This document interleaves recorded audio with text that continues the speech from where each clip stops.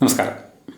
ഇറാനെ അമേരിക്ക ആക്രമിക്കും എന്ന തരത്തിലുള്ള വാർത്തകളായിരുന്നു നമ്മൾ കണ്ടുകൊണ്ടിരുന്നത്. എന്നാൽ ഇപ്പോൾ അമേരിക്ക അങ്ങനെയൊന്നും ചെയ്യാൻ പോകുന്നില്ല, ഇറാനിലെ പ്രശ്നങ്ങളെല്ലാം തീർന്നു എന്ന വാർത്തയാണ് നമ്മൾ കാണുന്നത്. എന്തുകൊണ്ടാണ് അമേരിക്ക ഇറാനെ ആക്രമിക്കാഞ്ഞത്? അതിനു മുമ്പ് ഇറാനിലെ പ്രക്ഷോഭം യഥാർത്ഥത്തിൽ നടത്തിയതാരാണ്?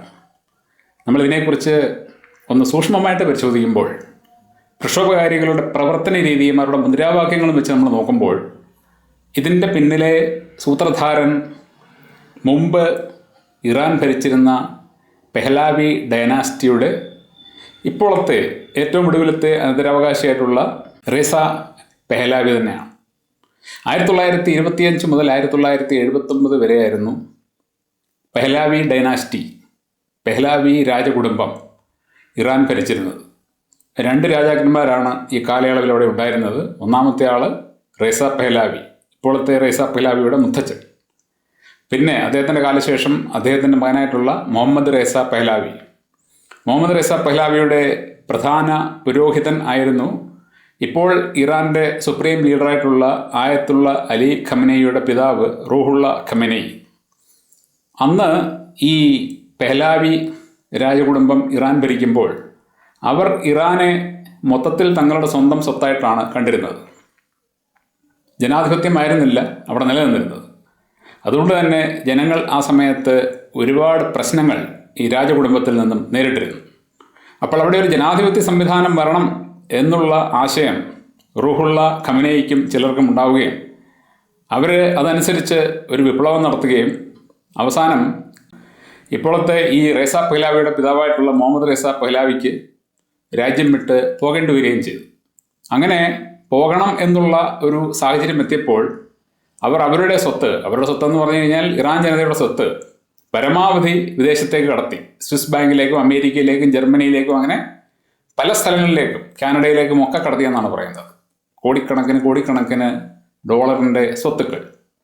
അതെല്ലാം യഥാർത്ഥത്തിൽ ഇറാനി ജനതയ്ക്ക് അവകാശപ്പെട്ടതാണ്. അവരങ്ങനെ പോകുന്ന സമയത്ത് അവരുടെ പക്കലുണ്ടായിരുന്ന സ്വത്തുക്കളിൽ പിടിച്ചെടുക്കാവുന്നതൊക്കെ ഇപ്പോഴത്തെ ഭരണകൂടം പിടിച്ചെടുത്തിരുന്നു. തുടർന്ന് അവർ കടത്തിക്കൊണ്ടുപോയ പണം തിരിച്ചു പിടിക്കാൻ അവർ ശ്രമം നടത്തിയെങ്കിലും അന്താരാഷ്ട്ര നിയമങ്ങളൊക്കെ മൂലം അത് സാധിച്ചില്ല. അപ്പോൾ ഒരു കുടുംബം ആണ് ഇറാൻ ഭരിച്ചുകൊണ്ടിരുന്നത്. ആ കുടുംബത്തിലെ ഇപ്പോഴത്തെ അനന്തരാവകാശിയായിട്ടുള്ള റേസ പെഹ്ലാവിക്ക് ആ പഴയ കാലം തൻ്റെ കൈകളിലേക്ക് വരണം എന്ന ആഗ്രഹമുണ്ട്. അദ്ദേഹം താമസിക്കുന്നത് അമേരിക്കയിലാണ്.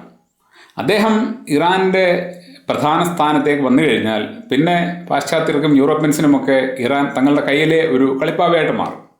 അപ്പോൾ അതിന് അവരുടെ പരോക്ഷമായിട്ടുള്ള പിന്തുണ ഇദ്ദേഹത്തിനുണ്ട്. അപ്പോൾ എങ്ങനെ ഇപ്പോഴത്തെ ഇറാൻ സർക്കാരിനെ അട്ടിമറിക്കാൻ പറ്റും എന്നുള്ള അവരുടെ ഗൂഢാലോചന, റേസ പെഹ്ലാവിയെ നിർത്തിക്കൊണ്ടുള്ള അവരുടെ ഗൂഢാലോചനയാണ്, അല്ലെങ്കിൽ റേസ പെഹ്ലാവി അവരോട് കൂട്ടിച്ചേർന്ന് നടത്തിയ ഗൂഢാലോചനയുടെ ഫലമായിട്ടാണ് കഴിഞ്ഞ ജൂൺ മാസത്തിൽ ഒരു യുദ്ധം നടന്നതും അത് കഴിഞ്ഞിട്ട് ഇപ്പോൾ ഈ പ്രക്ഷോഭം നടന്നത്. ജൂൺ മാസത്തിലെ യുദ്ധത്തിൽ യഥാർത്ഥത്തിൽ അവർക്ക് ഇറാൻ്റെ കരുത്ത് തിരിച്ചറിയാൻ പറ്റി. കാരണം ഏതാണ്ട് 10-45 വർഷങ്ങളായിട്ട് ഉപരോധം നേരിട്ടുകൊണ്ടിരിക്കുന്ന ഇറാന് അത്യന്താധുനിക സാങ്കേതിക വിദ്യകളൊന്നുമില്ല. അവർ ഇപ്പോഴും പഴഞ്ചൻ കാളവണ്ടി യൂത്തിൽ കിടക്കുന്ന രാജ്യമാണ് എന്നൊക്കെയുള്ള ധാരണ ഇവരിൽ പലർക്കും ഉണ്ടായിരുന്നു.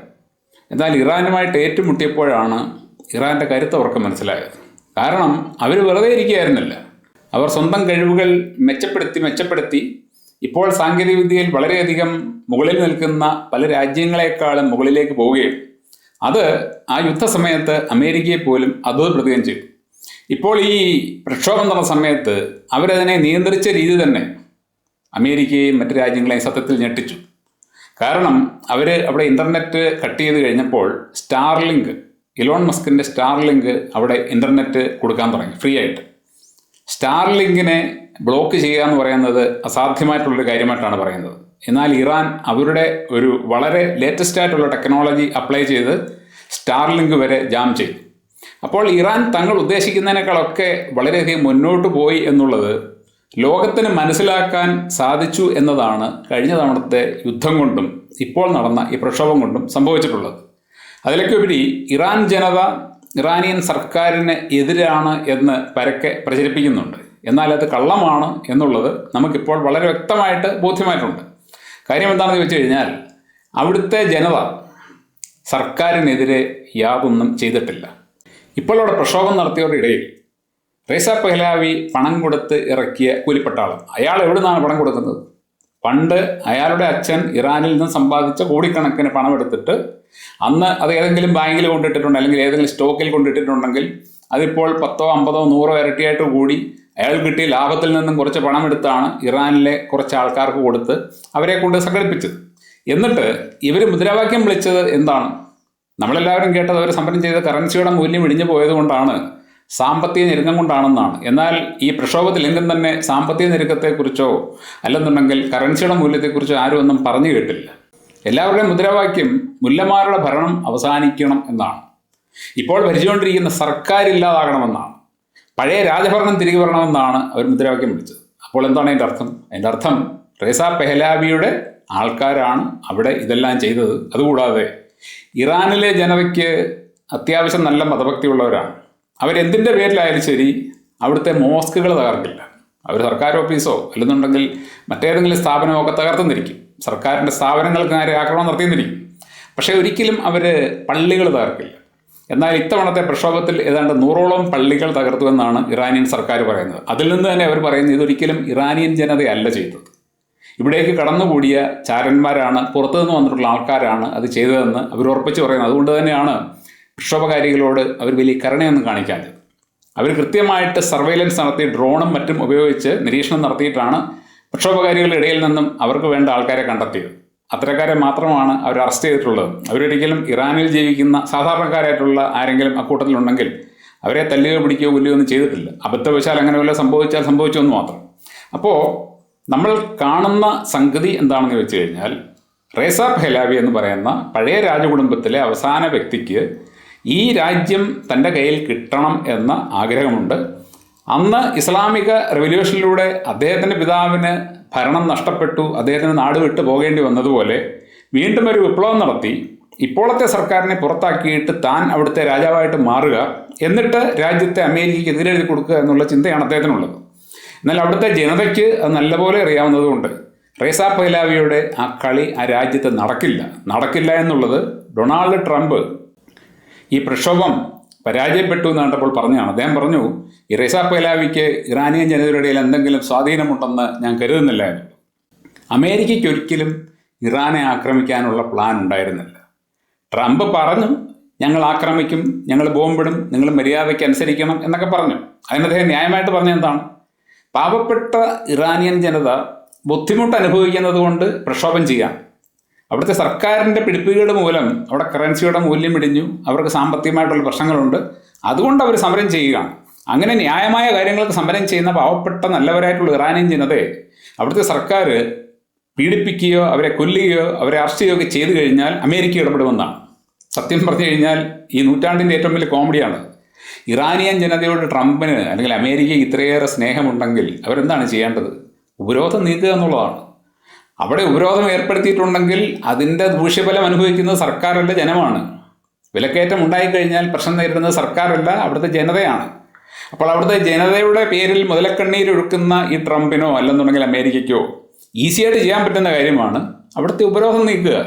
ഉപരോധം നീക്കിക്കഴിഞ്ഞാൽ ഇറാനിയൻ ജനതയ്ക്ക് ഇപ്പോഴുള്ള സാമ്പത്തികമായിട്ടുള്ള അല്ലെങ്കിൽ ബിസിനസ് ചെയ്യാനുള്ള ഒരുപാട് തടസ്സങ്ങൾ മാറിക്കിട്ടും.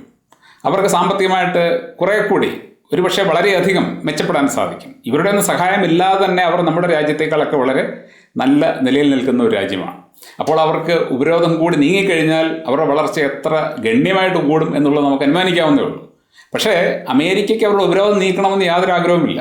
അങ്ങനെ നീക്കണം എന്ന് ആഗ്രഹമില്ലാത്ത അമേരിക്കയാണ് ഇറാനികളുടെ പേരിൽ മുതലക്കണ്ണീർ ഒഴുക്കുന്നത്. അതുപോലെ തന്നെ അമേരിക്ക ഇറാനെ ആക്രമിക്കില്ല എന്ന് ഞാൻ എപ്പോഴും പറയുന്നതിൻ്റെ ഒരു പ്രധാന കാരണം അമേരിക്കയ്ക്ക് അതിനുള്ള ശേഷിയില്ലാഞ്ഞിട്ടൊന്നുമല്ല. മറിച്ച് അമേരിക്ക, പ്രത്യേകിച്ച് ഡൊണാൾഡ് ട്രംപ്, ഒരു ചെറുവിരൽ എങ്കിലും അനക്കണമെങ്കിൽ 10 കാശ് അങ്ങോട്ട് കിട്ടണം. അങ്ങേരുടെ സൈന്യത്തിനെ എവിടേക്കെങ്കിലും പറഞ്ഞു വിടുന്നുണ്ടെങ്കിൽ അങ്ങനെ പറഞ്ഞു വിടുന്നത് അവിടെ നിന്നും എന്തെങ്കിലും നല്ല റിട്ടേൺ കിട്ടുമെങ്കിൽ മാത്രമാണ്. പണം മാത്രമാണ് ലക്ഷ്യം, മറ്റൊരു ലക്ഷ്യവുമില്ല. അതായത് അമേരിക്കയുടെ സൈന്യം എങ്ങോട്ടെങ്കിലും പോയി ആരുടെയെങ്കിലും നേരെ ഒരു ആക്രമണം നടത്തിക്കഴിഞ്ഞാൽ അവർക്ക് അതിന് ബദലായിട്ട് എന്തെങ്കിലും ഒരു സാധനം അവിടെ കാണും. ആ ഒരു നേട്ടത്തിന് വേണ്ടി മാത്രമേ അവർ അങ്ങോട്ട് സൈന്യത്തെ വിടുകയുള്ളൂ. ഇപ്പോൾ നമ്മൾ വെനസ്വേലയിൽ കണ്ടതാണ്. അവിടുത്തെ എണ്ണ ഇപ്പോൾ ട്രംപിൻ്റെ കൺട്രോളിലാണ്. അതിനുവേണ്ടിയാണ് അവിടുത്തെ രാജാവിനെ, അവിടുത്തെ ഭരണാധികാരിയെ തട്ടിക്കൊണ്ട് പോയത്. എന്നാൽ ഇറാനിൽ അവർക്കങ്ങനെ യാതൊരു നേട്ടവും കിട്ടില്ല. കാരണം ഇറാൻ എന്ന് പറയുന്നത് ഒന്നാമത് വളരെയധികം കരുത്തുറ്റ ഒരു രാജ്യമാണ്. ഉപരോധം ഏർപ്പെടുത്തിയിട്ടും അപ്പോഴും വളർച്ച കൈവരിച്ച ഒരു രാജ്യമാണ്. സ്വന്തമായിട്ട് സാങ്കേതിക വിദ്യകൾ ഡെവലപ്പ് ചെയ്ത് കൊണ്ടുവന്ന രാജ്യമാണ്. അമേരിക്കയ്ക്ക് മറ്റ് രാജ്യങ്ങളോട് കളിക്കുന്നത് പോലെ ഇറാനുമായിട്ട് കളിക്കാൻ പറ്റില്ല. അവരേതെങ്കിലും തരത്തിൽ പണം മുടക്കി കഴിഞ്ഞാൽ ആ പണം മൊത്തം നഷ്ടമായി പോവുകയുള്ളൂ, റിട്ടേണായിട്ടൊന്നും കിട്ടില്ല. രണ്ടാമത്, ഇറാനെ അമേരിക്ക ആക്രമിച്ചു കഴിഞ്ഞാൽ അമേരിക്കയ്ക്ക് നഷ്ടങ്ങൾ അവരുടെ സൈന്യത്തെ വിട്ടത് കൂടാതെ, അല്ലെങ്കിൽ അവരുടെ യുദ്ധക്കോപ്പുകൾ ചിലവാകുന്നത് കൂടാതെ, അവർക്ക് കൂടുതൽ നഷ്ടങ്ങൾ ഉണ്ടാകുന്നത് അമേരിക്കയുടെ ഗൾഫിലുള്ള താവളങ്ങളെ ഇറാൻ ആക്രമിക്കുന്നതിലൂടെയാണ്. അമേരിക്കയുടെ സൈനിക താവളങ്ങളെ ഇറാൻ ഈസിയായിട്ട് ആക്രമിക്കാൻ പറ്റും. ആക്രമിച്ചു കഴിഞ്ഞാൽ അമേരിക്കയുടെ നഷ്ടം ഇരട്ടിക്കും. അത് മാത്രമല്ല, അമേരിക്കയുടെ മേൽ ഗൾഫ് രാജ്യങ്ങൾക്കുണ്ടായിരുന്ന വിശ്വാസം പൂർണ്ണമായിട്ട് നഷ്ടപ്പെടും. ഇപ്പോൾ അവരവിടെ കൊണ്ടുവന്നിട്ട് പട്ടാളക്കാരെ താമസിപ്പിച്ചിരിക്കുന്നത് നിങ്ങളുടെ രാജ്യത്തിന് ഞങ്ങൾ സേഫ്റ്റി തരാം, ഞങ്ങളുള്ളപ്പോൾ നിങ്ങളെ ആരും ഒന്നും ചെയ്യില്ല എന്ന് പറഞ്ഞാണ്. പക്ഷേ ഇറാനെ കയറി മുട്ടിക്കഴിഞ്ഞാൽ ഇറാൻ അമേരിക്കയാണോ, റഷ്യയാണോ, ചൈനയാണോ, ഇന്ത്യയാണോ, അല്ലെങ്കിൽ ഏത് രാജ്യമാണോ അപ്പുറത്തേക്കും നോക്കത്തില്ല. തങ്ങളെ ആക്രമിച്ചു കഴിഞ്ഞാൽ ആരായാലും തിരിച്ചടിക്കും. അപ്പോൾ ആ തിരിച്ചടി UAEക്കോ സൗദി അറേബ്യയ്ക്കോ അല്ലെന്നുണ്ടെങ്കിൽ ഇറാഖിനോ അങ്ങനെയൊക്കെയുള്ള ഏതെങ്കിലും രാജ്യങ്ങൾ കിട്ടിക്കഴിഞ്ഞാൽ ഇവിടെയെല്ലാം അമേരിക്കയുടെ ബിസിനസ്സുകളുണ്ട്, ഇവിടെയെല്ലാം അമേരിക്കയുടെ വ്യാപാരം നടക്കുന്നുണ്ട്. അതെല്ലാം അവതാളത്തിലാകും. അതുകൊണ്ട് ഒന്നാമത്, ഇറാനെ അടിക്കാൻ അമേരിക്ക പോകാത്തതിൻ്റെ പ്രധാന കാരണം അവർക്ക് അവിടെ നിന്ന് റിട്ടേൺ ആയിട്ടൊന്നും കിട്ടില്ല എന്നുള്ളതാണ്.